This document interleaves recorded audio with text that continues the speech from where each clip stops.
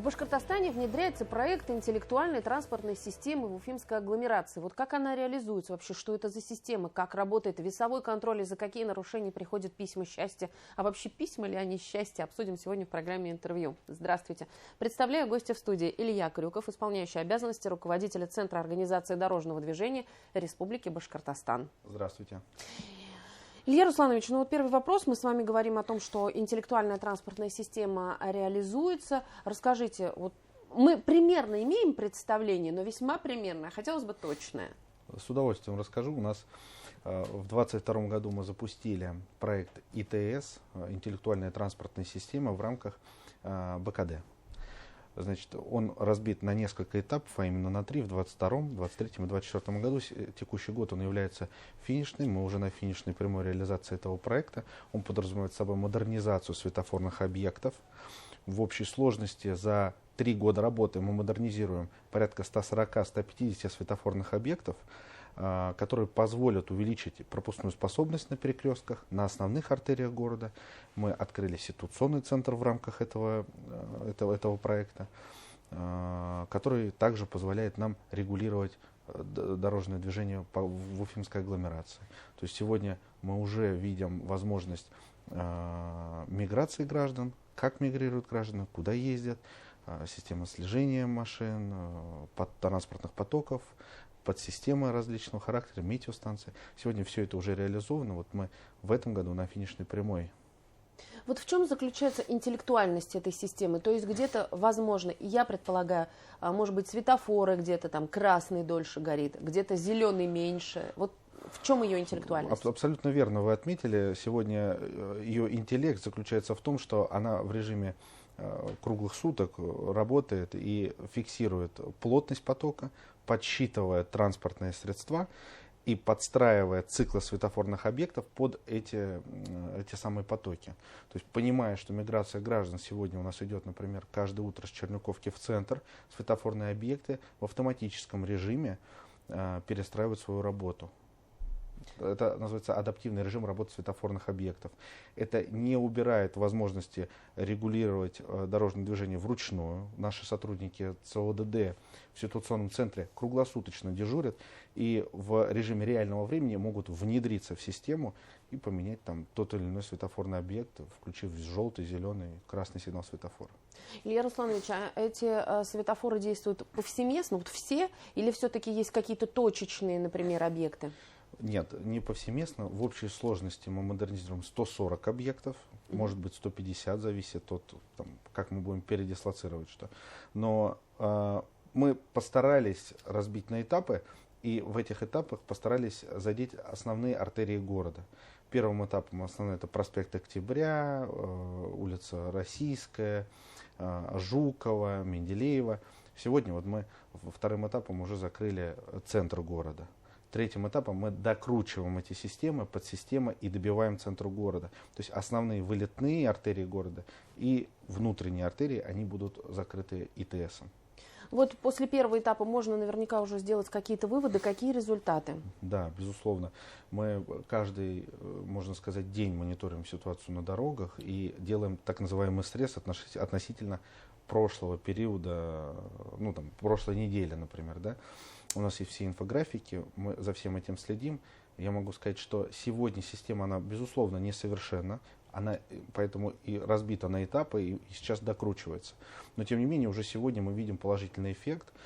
Так на улице, например, проспект Октября мы увеличили, если мне не изменяет память, порядка пропускную способность и среднюю скорость. Она увеличена. То есть машина уже едет быстрее. Насколько? Пропускная способность увеличилась до 20%, а средняя скорость на 8 примерно км в час. Зависит от дня, то есть это очень такой локальный момент, нужно смотреть, но тем не менее эффект он есть. Какие дальнейшие планы есть в этом плане, в этом контексте, именно в этом направлении? Безусловно, и как я уже сказал, текущий год он является финишным, мы на финишной прямой. Это подсистема ДТП, мониторинга чрезвычайных ситуаций, подсистема мониторинга общественного транспорта, также модернизация дополнительных 39 светофорных объектов, перекрестков. Все это реализуется в этом году, и мы, наверное, в конце года надеюсь, с вами встретимся еще раз и уже подведем итоги этой БКД. И, наверное, один из самых вопросов, которые волнуют наших телезрителей, Илья Русланович, это вопрос комплекса, которые фиксируют на фото нарушения. Я сейчас уже даже не знаю, какие нарушения фиксируют, а какие нет. Это и ремень, это и телефон, это и скорость, это и стоп-линия. И еще что-то есть в этом списке? Да, безусловно, вы правильно сказали, но в то же время я люблю говорить следующее, что чтобы не засорять свой мозг ненужной информацией, кто что фиксирует, нужно просто не нарушать правила дорожного движения. И не нужно будет думать, что фиксирует камера. Но на самом деле, да, вы верно отметили, сегодня комплексы фото- и видеофиксации позволяют фиксировать очень много, большая палитра нарушений, которые можно сегодня зафиксировать комплексами. А именно и выезд за стоп-линию, не пропустил пешехода, это штраф, за проезд на запрещающий сигнал светофора, это штраф, превышение скорости привычное, это штраф, ремень безопасности, это штраф, разговор по телефону, это штраф. Безусловно, не все комплексы это фиксируют, да, то есть мы постоянно дооснащаем, модернизируем комплексы фото- и видеофиксации. Таким образом, в июне прошлого года мы запустили проект по 41 перекрестку в городе Уфа и городе Стерлитамак. А в этом году мы планируем завершить еще 56 перекрестков. То есть сейчас этот проект находится на этапе реализации. Мы подбиваем возможности, подбираем перекрестки. То есть я хочу отметить, что вообще основная задача Центра организации дорожного движения и моя, можно сказать, личная миссия, которая стоит передо мной, это все-таки безопасность дорожного движения и безопасность граждан на дороге. Мы постоянно снижаем смертность, стараемся бороться со смертностью на дороге. И как комплексы фото- и видеофиксации это одна из превентивных мер, позволяющая снизить скоростной режим, донести до наших граждан, что не нужно превышать допустимую скорость на этом участке дороги. Поэтому в этом году, безусловно, мы реализуем еще дополнительный проект с перекрестками. Наверное, опять об их итогах мы будем говорить уже после, не забегая вперед, но, как я уже сказал, эти планы есть, мы это сделаем. Вот наверняка наблюдаете, вот на каком-то перекрестке условно установили комплекс фото-видеофиксации, статистика аварийности была на нем до этого такая, а вот после. Есть такие данные? Данные такие есть. У нас сильно снизилась аварийность и количество наездов на пешеходов в городе Уфа. А 41 перекресток, он реализован в львиной доле в уфимской агломерации, город Уфа. Поэтому этот эффект, он однозначно есть. Более того, дисциплина наших водителей, она растет. Я сам являюсь водителем, и в выходной день, проезжая тот или иной перекресток за рулем, даже где я знаю, что нет комплексов фото- и видеофиксации, наши автолюбители, водители останавливаются задолго до стоп-линии, например. Да?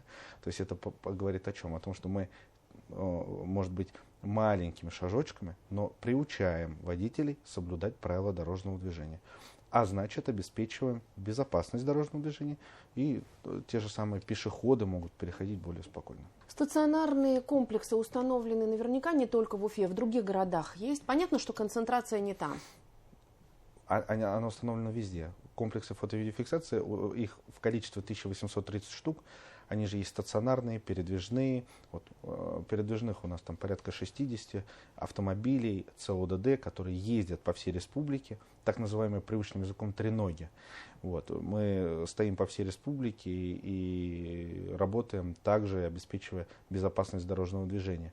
Важно отметить, что в дневное время суток мы стоим с треногами, а вечером мы стоим со шрифтбалками, что еще лишний раз подчеркивает, что мы все-таки за безопасность дорожного движения. Илья Русланович, говорили о том, что внедрили еще и автомобили, которые курсируют по Уфе и которые фиксируют нарушения. Действуют ли они? Да, безусловно, они действуют.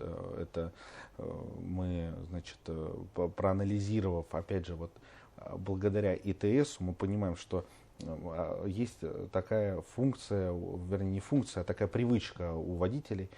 Притормозил на камере, ускорился, притормозил, так называемый рваный стиль езды. Это приводит лихачество всегда до добра не доводит. Значит, что с этим делать? Мы закупили комплексы фото- и видеофиксации, которые устанавливаются в автомобиль и в режиме реального времени прямо в движении фиксируют вот того самого нарушителя, который использует рваный стиль езды. Они есть, они работают также по всей республике. Какие планы еще, что еще предпринимаете для снижения аварийности на дорогах республики? Я понимаю, что весь наш разговор – это целый комплекс мер, Да. но, может быть, еще что-то? В этом году мы завершим проект по освещению 6 поворотов, опасных поворотов. Мы совместно с Управлением дорожного хозяйства Республики Башкортостан отметили для себя пока предварительно 6 опасных поворотов и подсветили их так называемыми солдатиками, это мигающие поворотные огни. Это первое. Второе. В рамках передислокации комплексов в этом году мы также будем передислоцировать комплексы. В каком количестве говорить не буду, потому что этот проект мы оставили, может быть, весна-лето. Как я уже говорил, подведем итоги ИТС и БКД, и здесь тоже, может быть, поделюсь. Значит, дополнительно 30 антивандальных боксов будет установлено на всех дорогах Республики Башкортостан. Это боксы, врытые в землю. Туда устанавливается комплекс фото- и видеофиксации, и машина уезжает. Это, по сути, замена треноги, но не требующая электропитания. 30 дополнительных мы поставим. Ну и, как мы уже с вами говорили, 56 перекрестков, они на подходе. И сейчас планируем увеличивать количество треног. То есть вот эти передвижные комплексы, их количество будет расти. И последний вопрос. Сами часто получаете письма счастья? Нет, я не нарушаю, я говорю честно. Спасибо огромное, Илья Русланович, что нашли время, пришли сегодня к нам в студию.